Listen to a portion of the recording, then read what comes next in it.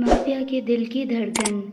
सुनसान सड़क जहां एक गाड़ी तक नहीं जा रही थी, उस जगह पर पूरी तरह सन्नाटा पसरा हुआ था। उसी सन्नाटे में एक आदमी अपनी जान बचाकर दौड़े जा रहा था। उसकी सांसें लगातार भागने के कारण फूल रही थी। उसके हाथ और सर से खून भी बह रहा था। उसे अपनी फूटी किस्मत पर रोना आ रहा था। तभी उसे अपने चारों तरफ से बहुत सारे लोगों की तेज़ी से दौड़ने की आवाज़ें आने लगी, जिसे सुनकर वो आदमी और भी डर गया। उसने अपने आसपास देखा, जहां दूर दूर तक कुछ नहीं था। अचानक ही उसे बहुत सारे लोगों ने घेर लिया। अपने सामने इतने सारे हट्टे-कट्टे बॉडीगार्ड्स को देखकर उस बेचारे की हवा निकल गई। वो आदमी ज़मीन पर गिर गया और बोला, प्लीज़ मुझे छोड़ दो, मुझसे गलती हो गई, दोबारा कभी ऐसा नहीं करूँगा, मुझे जाने दो। वो आदमी ये बोल ही रहा था कि वहाँ बहुत सारी गाड़ियाँ एक साथ आकर रुक गई। वो गाड़ियाँ लगभग 30 से 40 गाड़ियाँ थी, जिसमें बॉडीगार्ड्स थे। तभी उन गाड़ियों के बीच में से बीच की गाड़ी का आगे का डोर ओपन हुआ और एक आदमी गाड़ी से बाहर आया। उसने सूट पहना हुआ था और उसके हाथ में बड़ी सी गन थी। उस आदमी ने जल्दी से पीछे का डोर ओपन किया। जैसे ही कार का गेट खुला, उस गाड़ी में से एक दमदार पर्सनैलिटी वाला आदमी बाहर आया। उसने ब्लैक सूट पहना हुआ था, हाथ में बड़ी सी गन, लेफ्ट हाथ में सिल्वर कलर का चेन का कड़ा पहना हुआ था। उसके सर पर ब्लैक कलर की कैप थी, जिस पर सफ़ेद कलर से एवी लिखा हुआ था। उस इंसान का मुंह कैप से ढका हुआ था। इतने अंधेरे में भी उसने ब्लैक गॉगल पहने हुए थे, जो लोगों को तो ब्लैक दिख रहा था, लेकिन जिस इंसान ने वो पहना था उसे सामने का सब कुछ क्लियर दिख रहा था। उस आदमी के हाथ में सिगरेट थी, जिसे उसने अपने मुंह में रख दी। उसके साइड में खड़े इंसान ने जल्दी से वो सिगरेट लाइटर से जला दी। जिस आदमी के मुंह में वो सिगरेट थी, उसने लंबे लंबे कस लेते हुए उस इंसान की तरफ बढ़ गया। नीचे गिरे आदमी ने जब अपने सामने एवी को देखा तो उसकी सांसें ऊपर की ऊपर और नीचे की नीचे ही रह गई। उसने डर से अपनी पैंट गीली कर दी। ये देखकर एवी के चेहरे पर एकदम से खतरनाक स्माइल आ गई। एवी ने उसे देखकर एक लंबा कस लिया और अपना मुंह और नाक से धुआं निकालते हुए बोला, मेरा मकसद बहुत बड़ा है और इसके बीच जो आएगा उन सब का हाल तेरे से भी बुरा होगा। इस माफिया की दुनिया में गलती की कोई माफ़ी नहीं मिलती, सिर्फ सज़ा मिलती है, वो भी सजाए मौत। ये कहकर एवी ने अपनी बंदूक से 6 की 6 गोलियां उस आदमी के सीने में उतार दी और अपने खास आदमी को देखकर बोला, कुत्तों को खिला दो इसे। वो आदमी बोला, जी बॉस। इतना बोलकर उस आदमी ने एक बॉडीगार्ड को इशारा किया और जल्दी से गाड़ी का डोर ओपन कर दिया। एवी गाड़ी में बैठ गया और सारी गाड़ियाँ उस सुनसान रास्ते के सन्नाटे को चीरते हुए वहाँ से निकल गई। जर्मनी, सुबह का वक्त। एक बड़ा सा बंगलो, जिसके आसपास बहुत खूबसूरत से फूल थे, बड़ा सा गार्डन जहाँ पूरी तरह हरियाली थी। उसी बंगले के सेकंड फ्लोर पर बड़े से कमरे में एक लड़की बड़े आराम से दुनिया से बेखबर अपने बेड पर सोई हुई थी। तभी उसके कान में एक स्वीट सी आवाज़ आई, बच्चा उठ जा, आज तुझे हॉस्पिटल नहीं जाना क्या? माँ थोड़ी देर और सोने दो ना, फिर दिन भर बिजी रहूँगी। उस लड़की ने अपनी माँ को जवाब देते हुए कहा तो उसकी माँ उसे ओके कहकर वहाँ से चली गई। ये है हमारी कहानी की हीरोइन की माँ, ईशानी रजावत, एक बहुत ही अच्छे दिल की इंसान। ईशानी जी नीचे हॉल में गई, जहाँ पहले से ही फैमिली के लोग बैठे थे। तभी वहाँ बैठे एक उम्रदराज आदमी ने आवाज़ दी, ईशानी बेटा, ये है प्रताप रजावत, हमारी मेन लीड के दादाजी। दादाजी इस घर के बड़े थे। इनका शब्द मतलब पत्थर की लकीर। दादाजी की आवाज़ सुनकर वो लड़की जो कुछ देर पहले बेड पर सोई थी, वो सीढ़ियों से उतरते हुए नीचे आई। वो लड़की मुंह बनाते हुए सीढ़ियों से उतर रही थी, जिसे देखकर सबके चेहरे पर मुस्कान आ गई। ये है इनाया रजावत, हमारी कहानी की मेन लीड। दूध से भी ज़्यादा गोरा रंग, समुंदर से भी गहरी नीली आँखें, उस पर घनी पलकें, हल्के ब्राउन बाल जो कमर से नीचे तक हैं, पतले गुलाबी होठ जो नेचुरल पिंक थे। उम्र 23 साल, गले में छोटी सी सोने की चेन जिसमें बटरफ्लाई का बैंडेड था, कान में छोटे छोटे झुमके। उसने पिंक कलर की टी शर्ट पहनी हुई थी जिससे उसकी कमर थोड़ी सी दिख रही थी, जिस पर काला तिल था। ब्लैक जीन्स पहने उसने अपने बालों को खुला छोड़ दिया था। भला की खूबसूरत थी वो, कोई देखे तो देखता ही रह जाए। इनाया नीचे आई और अपने दादाजी के पैर छूकर उनके साइड में बैठी लेडी के गले में हाथ डालकर बोली, मेरी प्यारी दादी माँ, ये है रेखा रजावत, इनाया की दादी। ये भी दिल की बहुत अच्छी है दादी जी। इनाया को देखकर झूठ मूठ का गुस्सा दिखाते हुए बोली, अब उठ रही है तू, इतनी देर तक कौन सोता है? मैं और कौन दादी? इनाया ने उनके गाल पर किस करते हुए कहा तो दादी ने उसके हाथ पर मारते हुए कहा, कितनी बार कहा है तुझे मुझे प्यारी दादी माँ नहीं दादी बुलाया कर, पर मजाल है कि तू किसी की सुने। दादी की बात सुनकर इनाया उन्हें हैप्पी फेस बनाकर देखने लगी। हॉल में टीवी ऑन था और उस पर न्यूज़ शो हो रही थी। आज की ताज़ा खबर, आज फिर एक बार एवी माफिया की बेदर्दी हमारे सामने है। इस आदमी को बेदर्दी से मारकर कुत्तों के सामने डाल दिया गया है। सच में इस माफिया के सीने में दिल भी नहीं है। इतनी बेदर्द मौत बार बार टीवी पर यही दिखाई दे रहा था। सब वो न्यूज़ देख रहे थे। दादी डरते हुए बोली, हे भगवान, कैसे कर लेते हैं ये सब, किसी की जान लेना इन्हें तो जैसे कोई खेल ही लगता है। तभी अचानक से इनाया बोली, आई हेट दिस मैन, बहुत ज़्यादा नफरत है मुझे इस एवी से। इनाया ये सब बोल ही रही थी कि तभी इनाया के फ़ोन पर किसी का फ़ोन आया। उसने फ़ोन उठा लिया और जैसे ही उसने सामने वाले इंसान की बात सुनी, इनाया जल्दी से सबको बाय बोलकर घर से निकल गई। उसने पार्किंग एरिया से अपनी कार निकाली और जल्दी से हॉस्पिटल के लिए निकल गई। उसके जाते ही ईशानी जी बोली, तूफ़ान है ये लड़की। उनकी बात सुनकर दादाजी बोले, अब इस तूफ़ान को विदा करने का टाइम आ गया है। उनकी बात सुनकर ईशानी जी की आंखों में आंसू आ गए, पर उन्होंने जल्दी से अपने आप को संभाला और वहाँ से किचन की तरफ चली गई। दादी जी दादाजी को देखकर बोली, आप उसे क्यों वहाँ भेज रहे हैं? यहाँ पे तो अच्छा लड़का मिल सकता है हमें दादाजी। दादी की बात सुनकर अपने कड़क आवाज़ में बोले, मैं अपनी ज़ुबान का पक्का हूँ रेखा, अपने किए वादे से मुकर नहीं सकता और मैं अपनी बच्ची का कुछ बुरा नहीं सोच रहा, वो उसके साथ खुश रहेगी। उनकी बात सुनकर दादी जी चुप हो गई। इधर इनाया अपनी गाड़ी तेज़ी से चलाते हुए हॉस्पिटल के बाहर आकर रुक गई। इनाया की कार देखकर सबने उसे जाने के लिए जगह दी। इनाया जल्दी से कार को पार्क करके हॉस्पिटल के अंदर चली गई। वो अंदर जा ही रही थी कि किसी ने उसका रास्ता रोक दिया। इनाया ने सामने देखा तो एकदम से खुश हो गई और बोली, अरे रोहन, तू कब आया? बस तुमने याद किया और हम दौड़े दौड़े चले आए। रोहन ने इनाया को साइड हग करते हुए कहा, यह है रोहन मिश्रा, इनाया का बेस्ट फ्रेंड। तभी किसी ने रोहन का कान पकड़कर उसे अलग करते हुए कहा, तुम तो इंडिया गए थे ना और कुछ महीने बाद आने वाले थे, तो इतनी जल्दी कैसे आ गए? चुड़ैल तारू छोड़, मुझे दर्द हो रहा है। रोहन ने तारू से अपने कान को छुड़ाते हुए कहा है, ये है तारा, इनाया और रोहन की बेस्ट फ्रेंड। ये तीनों बचपन से ही एक साथ है। तभी इनाया उन दोनों को देखकर बोली, तुम करो बातें, मैं तो चली, मुझे अर्जेंट ऑपरेशन करना है। ये कहकर इनाया वहाँ से चली गई। कुछ घंटे बाद जब इनाया बाहर आई, तारा और रोहन इनाया का उसके कैबिन में इंतज़ार कर रहे थे। इनाया जाकर उनके पास बैठ गई। उसने कैबिन के डोर को लॉक किया और चेयर पर बैठते हुए रोहन और तारा से बोली, उस एवी ने एक और मर्डर कर दिया।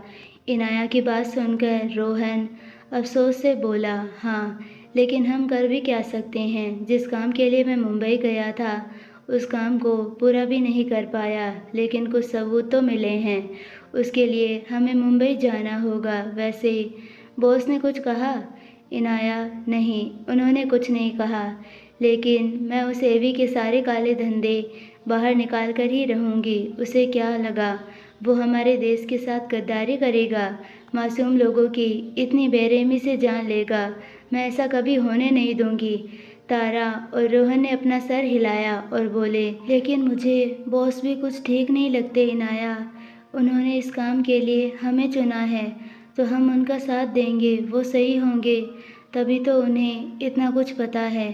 तारा और रोहन ने सर हिलाया और वो तीनों आगे की प्लानिंग करने लगे। तभी इनाया का फ़ोन रिंग हुआ। इनाया ने अपने फ़ोन को चेक किया जिस पर भाई का नाम शो हो रहा था। इनाया ने जल्दी से फ़ोन को उठा लिया और कान पर लगा दिया। सामने से इनाया का भाई प्यार से बोला, छोटी तू कब आ रही है? मीटिंग का टाइम हो रहा है, जल्दी आजा बच्चा। जी भाई, बस निकल ही रही हूँ। इनाया बहुत बड़े घर की लड़की है। इनके पापा जर्मनी के नंबर 2 बिजनेस टाइकून हैं। इनका डायमंड का बिजनेस है। इनाया ने अपने फैशन के लिए डॉक्टर की डिग्री ली है। वैसे तो इनाया ने बिजनेस में हाई स्टडी की है, लेकिन जब भी किसी पेशेंट को पैसों की प्रॉब्लम होती थी तो इनाया खुद उनका इलाज करती थी। इनाया जल्दी से ऑफिस के लिए निकल गई। इनाया जब ऑफिस पहुंची, सब स्टाफ उसे ग्रीट करने लगे। इनाया ने सबको देखकर स्माइल पास की और अपने भाई के केबिन की तरफ जाने लगी। जब वो केबिन में पहुंची, इनाया का भाई रुद्र रजावत अपने केबिन में बैठकर कुछ फाइल देख रहा था। इनाया जल्दी से उनके पास गई और बोली, भाई अब जल्दी चलिए, मीटिंग के लिए देर हो रही है। रुद्र उसकी आवाज़ सुनकर उसे देखते हुए बोला, अरे तूफान, आ गई तुम, चलो जल्दी। दोनों ही मीटिंग रूम की तरफ चले जाते हैं। मुंबई एक आलीशान पैलेस जो पूरा कांच का था, चारों तरफ जंगल जिसकी हरियाली में वो वाइट बंगला बहुत ही खूबसूरत लग रहा था। उसी बंगले के सेकंड फ्लोर पर एक बड़ा सा जिम था। उस जिम में एक लड़का जो करीब 25 साल का लग रहा था, वो पुशअप्स कर रहा था। एक लड़का उसके पास खड़ा था, वो पुशअप्स की गिनती कर रहा था। वो लड़का जो गिनती कर रहा था उसका नाम रोनी था। रोनी ने आंकड़े की गिनती करते हुए कहा, बॉस पूरे 400 हुए हैं। वो लड़का रोनी की बात सुनकर अपनी जगह पर खड़ा हो गया और रोनी के हाथ से टॉवल लेते हुए बोला, क्या अपडेट है? बॉस उस आदमी के लोग उसे ढूंढ रहे हैं। रोनी ने उस लड़की की बात का जवाब देते हुए कहा। रोनी की बात सुनकर वो लड़का अपने जिम में बने बड़े से खिड़की के पास जाकर खड़ा हो गया। बाहर की हल्की धूप में उस लड़के की जिम में बनाई हुई बॉडी काफ़ी अट्रैक्टिव लग रही थी। उस लड़के ने सिर्फ एक लोअर पहना हुआ था। उसकी ऊपर की बॉडी पूरी नेकेड थी। उसकी पीठ पर बड़ा सा अजगर का टैटू था जो उसकी कमर तक था और उसके लेफ्ट हैंड पर क्राउन लायन और उससे ही जॉइंट किया हुआ माफिया और इक्के के पत्ते का टैटू बना हुआ था। ये है हमारी कहानी के मेन लीड, आरव वालिया। काली गहरी आंखें, गोरा रंग, काले घने बाल, हल्की बियर्ड, हाथों में सिल्वर ब्रेसलेट और गले में सिल्वर चेन जो असल में सोने की थी। उसके 6 पैक एब्स, चौड़ा सीना दिखने में किसी भी हीरो को पीछे छोड़ दे। बिल्कुल हार्टलेस इंसान, इसे किसी की भी परवाह नहीं है। इसकी दुनिया में सिर्फ मौत का तांडव होता है। इसके उल्टा आरव का एक और चेहरा है जिसे दुनिया जानती है, एवी माफिया डॉन, बिजनेस टाइकून। उसके कई सारे देश विदेश में कंपनी थी। ऐसे कोई भी काम नहीं था जिसमें आरव का बिजनेस इन्वॉल्व नहीं था। उसके वेपन बनाने की, कार्स बनाने की, उसी के साथ उसकी फूड की कंपनी भी थी। आरव रोनी की बात सुनकर ईवल स्माइल करते हुए बोला, उस आदमी की मुंडी पार्सल कर दो उसे भी तो पता चले एवी से पंगा लेने का अंजाम। तभी वहाँ एक और लड़का आया जो करीब आरव के उम्र का ही था, जैक। ये आरव का राइट हैंड है। जैक आरव को ग्रीट करते हुए बोला, बॉस घर से फ़ोन है दादू का। जैक की बात सुनकर आरव ने अपने माथे को सहलाया और उसके हाथ से फ़ोन को लेते हुए बोला, नमस्ते दादू, बोलिए कैसे याद किया। फ़ोन के दूसरे साइड से आरव को कुछ कहा गया जिसे सुनकर आरव ने हाँ में जवाब देकर फ़ोन को रख दिया और रोनी को देखकर बोला, दादू ने मुझे गांव बुलाया है, जाने की तैयारी करो। जी बॉस। दूसरी तरफ जर्मनी। इनाया अपने भाई के साथ घर पर आ गई थी। जब वो दोनों घर आए, सब लोग हॉल में बैठे थे। इनाया ने सामने देखा तो वो एकदम से खुश होकर बोली, पापा आप आ गए। मैंने आपको ढेर सारा मिस किया। इनाया के पापा रघुवीर रजावत इनाया के बालों को सहलाते हुए बोले, हमने भी आपको बहुत सारा मिस किया। उनकी बात सुनकर सब लोग हंसने लगे। तभी ईशानी जी बोली, जाइए सब फ्रेश हो जाइए, खाना तैयार है। उनकी बात सुनकर सब फ्रेश होने चले गए। थोड़ी देर बाद सब डाइनिंग एरिया में थे। मेड ने सबका खाना परोस दिया। दादाजी ने सबको देखकर कहा, खाने के बाद मुझे सब लोगों से ज़रूरी बात करनी है। उनकी बात सुनकर सबने हाँ कहा। परेशानी जी के आंखें नम हो गई, क्योंकि उन्हें पता था दादाजी किस बारे में बात करने वाले हैं। सब खाना खाकर हॉल में बैठ गए। इनाया भी अपनी माँ की गोद में सर रखकर सोफे पर लेट गई। वो बहुत खुश थी। उसे अपनी फैमिली के साथ टाइम स्पेंड करने में बहुत मज़ा आता था। दादाजी ने सबको देखा, फिर अपनी कड़क आवाज़ में कहा, इनाया के लिए मैंने लड़का पसंद किया है और मैं चाहता हूँ परसों ही शादी हो। दादाजी की बात सुनकर घर में सन्नाटा छा गया। अब तक इनाया के चेहरे पर जो खुशी के भाव थे वो कहीं गायब हो गए और उसकी आंखें नम हो गई। इनाया के पापा ने जैसे ही कुछ कहने के लिए अपना मुंह खोला ही था कि दादाजी ने फिर से अपनी कड़क आवाज़ में कहा, ये मेरा फाइनल डिसीजन है और हम कल ही निकल रहे हैं। सब तैयारी कर लो। पर दादू, एक बार इनाया से तो पूछ लो वो क्या चाहती है। सबने इनाया को देखा, जिसके चेहरे पर कोई भाव नहीं थे और उसे पता था अगर उसके पापा की नहीं चली तो उसकी क्या ही यहाँ चलेगी। इसलिए उसने सबको देखकर अपने कंधे उचका दिए और अपने कमरे में चली गई। दूसरी ओर आरव अपने कमरे में बैठा लैपटॉप पर कुछ कर रहा था। तभी उसके लैपटॉप पर किसी का ईमेल आया, जिसे पढ़कर आरव ईविल स्माइल करते हुए बोला, मुन्ना मुन्ना मुन्ना, हमारे नर्क में तुम्हारा वेलकम है। इधर इनाया अपने कमरे में बेड पर पेट के बल सोकर रो रही थी। तभी उसके रूम का गेट नॉक हुआ। इनाया ने जल्दी से अपने आंसू साफ किए और बोली, अंदर आ जाइए, दरवाज़ा खुला है। उसकी बात सुनकर दादाजी इनाया के रूम में आए। दादाजी को अपने रूम में देखकर इनाया बेड से उठकर बैठ गई और दादाजी को देखकर बोली, दादू आप यहाँ, कुछ काम था क्या। नहीं बेटा, बस तुमसे थोड़ी बात करनी थी। जी दादू कहिए ना, इनाया ने धीरे से कहा। तो दादाजी उसके सर पर प्यार से हाथ फेरते हुए बोले, हमें पता है आप हमसे नाराज़ है, लेकिन कभी कभी हमें वो करना पड़ता है जो हम करना नहीं चाहते। बस ये याद रखना बेटा, हम आपका बुरा नहीं चाहते और वो लड़का भी बहुत अच्छा है, बहुत मासूम है, किसी से ऊंची आवाज़ में बात तक नहीं करता। दूसरी तरफ आरव एक अंधेरे कमरे में कुर्सी पर बैठा था। इस वक्त वो आरव नहीं, माफिया डॉन एवी था। वो चेयर पर बैठा अपने हाथ में पकड़े सिगरेट के लंबे कस ले रहा था। उसका चेहरा इस वक्त कैप से ढका हुआ था और वो जहाँ बैठा था वहाँ ज़्यादा अंधेरा होने के कारण उसका चेहरा ठीक से दिखाई नहीं दे रहा था। उसके सामने 50-60 साल का आदमी दर्द से तड़पते हुए पड़ा था। आरव ने उसे देखा और अपनी डरावनी आवाज़ में लगभग चीखते हुए बोला, तू मुझसे दुश्मनी करेगा, तेरी इतनी हिम्मत। इतना कहकर एवी ज़ोर ज़ोर से हंसते हुए बोला, नरक में तुम्हारा वेलकम है। इधर दूसरी तरफ दादाजी इनाया से बोले, कभी किसी से मारपीट भी नहीं करता। इधर आरव अपने पैर उस आदमी के सीने पर रखकर बोला, मरेगा तू, बुरी मौत मरेगा। मेरे देश के साथ जो गद्दारी करेगा वो आदमी माफिया एवी के हाथों से बेदर्दी से मारा जाएगा। उस आदमी ने आरव को देखकर कहा, बहुत घमंड है ना तुझे। देख, एक दिन तेरा ये घमंड टूट जाएगा और सबको झुकाने वाला तू, किसी के सामने तो तू झुकेगा। तू खुद को हार्टलेस कहता है ना, एक दिन ऐसा आएगा जब तू इस सीने में दिल लेकर घूमेगा, जब तू किसी से प्यार करेगा। उसकी बात ना सुनकर आरव ज़ोर ज़ोर से हंसने लगा और बोला, ये माफिया किसी के सामने नहीं झुकेगा। इधर दादाजी इनाया से बोले, वो तुमसे बहुत प्यार करेगा, रानी बना के रखेगा तुम्हें। आरव हंसते हुए उस आदमी से बोला, मैं कभी किसी से प्यार नहीं करूँगा। मेरे सीने में कभी दिल नहीं होगा, ना किसी के सामने झुकेगा, ना किसी से कभी प्यार करेगा। इस माफिया की दुनिया में प्यार मोहब्बत के लिए कोई जगह नहीं है। ये कहकर उस आदमी को आरव अपने अफ्रीकन लायन जो वाइट कलर का था उसे खाने के लिए उसके आगे डाल दिया। इधर दादाजी इनाया से बोले, तुम्हें जैसे सबके साथ रहना पसंद है उसे भी सबका साथ अच्छा लगता है। इधर आरव सभी गार्ड्स को देखते हुए बोला, मेरा मुंह क्या देख रहे हो, दफ़ा हो जाओ यहाँ से।